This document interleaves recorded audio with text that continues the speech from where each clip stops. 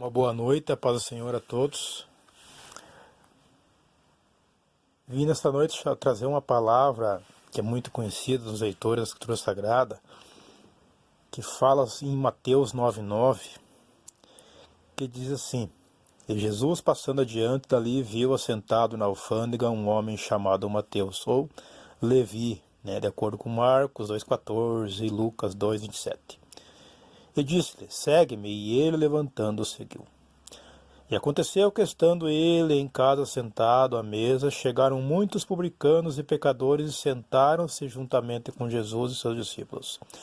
E os fariseus, vendo isso, disseram aos seus discípulos: Por que come o vosso mestre com os publicanos e pecadores? Jesus, porém, ouvindo, disse-lhes: Não necessitam de médico os sãos, mas sim os doentes.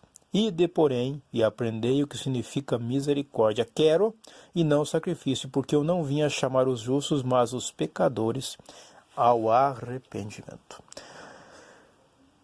Nos dias atuais em que estamos vivendo, há muitos, infelizmente, que estão partindo sem a salvação. Essa é uma grande verdade. Ainda ontem, conversando com um amigo meu, que passou por esse vírus, até falei para ele: estamos em um tempo em que estamos vivos hoje, e daqui 3, 4 dias, não mais isso se levar 3, 4 dias. De acordo com essa pandemia que o mundo tem passado. Pois bem, então não há tempo para pensar, irmãos. Não há tempo para pensar, você que me ouve e ainda não aceitou esse Jesus e não o reconheceu como o único e suficiente Salvador em tua vida. Agora é o momento em de se agarrar com força em Jesus. Não há outro caminho. Nós vemos nessa passagem, meus irmãos, que ao entrar na casa de Mateus e sentar-se à mesa para cear com ele, os fariseus e os seus discípulos viram isso. E é lógico que ficaram estarrecidos. Como pode, nosso mestre, o que fala em verdade, o que fala em não pequeis, e tantas outras coisas, ele adverte para que o homem seja assim íntegro. Aí o próprio Jesus, come, na mesa com publicanos e pecadores. Bom, ele ouvindo disso, eles não necessitam de médicos sãos, mas sim os doentes. E de aprender o que significa misericórdia. Ou seja, misericórdia não é você que tenha dó. A misericórdia é em meio a tantos lugares em que o inimigo tem agido na vida do ser humano, é você orar muitas vezes, para que essas pessoas venham a reconhecer o erro em que estão. O interessante aqui, amados irmãos, é que quando ele estava na mesa, ou seja, ceando com publicanos e pecadores, por assim dizer, ali ele fazia a diferença. Isso é interessante. Porque quando diz, começando, Jesus passando adiante, viu ali, assentado na alfândega, um homem chamado Mateus e disse: Segue-me. E ele, levantando-o, seguiu. Estão percebendo? Levantando-o, seguiu e o convidou, para que sentasse à mesa com ele. Como diz aqui, aconteceu que, estando ele com eles em casa, sentado à mesa, percebe? Jesus disse: Segue-me, sentados à mesa. Ou seja, conhecendo mais de Jesus, conversando com Jesus. Fica uma pergunta: muitas vezes somos convidados para ir a lugares, de acordo com o Salmo 1, nos diz: Não vos assenteis à mesa dos escarnecedores. Não estou aqui sendo taxativo, dizendo que você não pode ir a lugar nenhum. Quem sou eu para lhe julgar? Mas se acontecer de ter que ir em um lugar que há muitos que ali estão e não seguem a Jesus, ali vai haver bebedeiras, escárnio, ou seja, vão escarnecer até da palavra, porque sabem que você é cristão.